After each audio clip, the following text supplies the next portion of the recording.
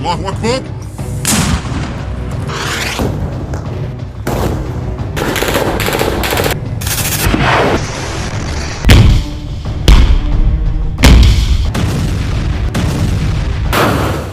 Gaza में Hamas लड़ाके Israeli फौज पर काले बादलों की तरह मंडरा रहे हैं। गाजा के हर डगर पर इजरायली बल फूक फूक के कदम रख रहे हैं। उनके चेहरों पर हर वक्त, हर चौराहे और हर मोड़ पर मौत का खौफ दिख रहा है। हमास लड़ाकों के आग उगलते हथियारों से इजरायली बलों का गाजा ऑपरेशन टेढ़ी खीर बन गया है। गोलियों की तड़तड़ाहट, बारूद की गूंज और मिसाइल हमलों से गाजा तबाह हो गया है, जहां से लड़ाके अब इजरायली बलों का चुन चुन कर शिकार कर रहे हैं। एक बार फिर फिलिस्तीनी प्रतिरोध ने 17 अक्टूबर 2024 को गाजा में इजरायली सेना पर हमला किया। हमास की अल कसम ब्रिगेड ने दक्षिणी पड़ोस ताल अल हवा में 2 इजरायली सैन्य वाहनों में 2 IED ब्लास्ट किए। भीषण विस्फोट के बाद ब्रिगेड ने साइट पर मौजूद इजरायली सैनिकों को ऑटोमेटिक हथियारों से घेरा। ब्रिगेड ने बताया कि हमले के बाद इजरायली सैन्य बचाव हेलीकॉप्टर घायल सैनिकों को रेस्क्यू करते हुए देखा गया। दरअसल IDF पिछले कुछ समय से नेटजारिम एक्सिस के उत्तर में कब्जा करने का प्रयास कर रहा था। इजरायली सैन्य कमांड ने बताया कि 16वीं इन्फेंट्री ब्रिगेड की बटालियन के एक रिजर्व अधिकारी और प्रशासनिक सहायता कंपनी के कमांडर की मौत हो गई। IDF ने खुलासा किया कि शनिवार को मध्य गाजा में एक सड़क किनारे IED से 2 इजरायली रिजर्विस्ट मारे गए।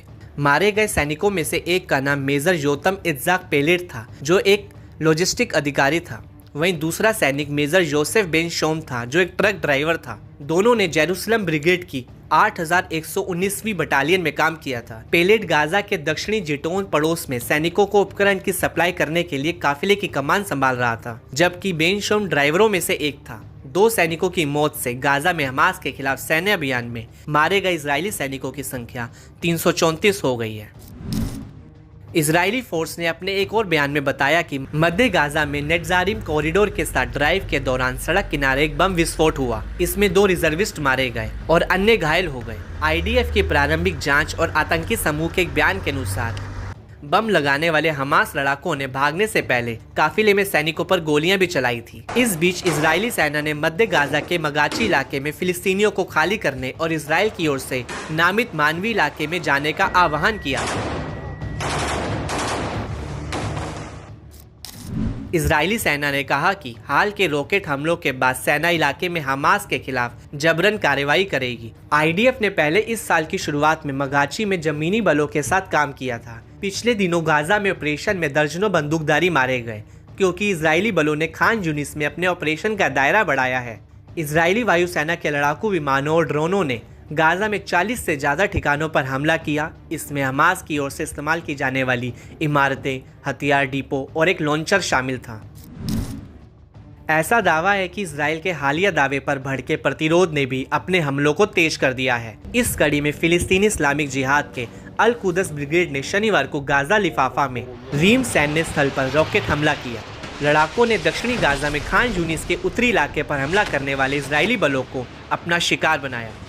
साथ ही पूर्वी गाजा में पहले से लगाए गए उच्च विस्फोटक IED से अल जायतोन पड़ोस में एक इजरायली सैन्य वाहन को ब्लास्ट से उड़ा दिया।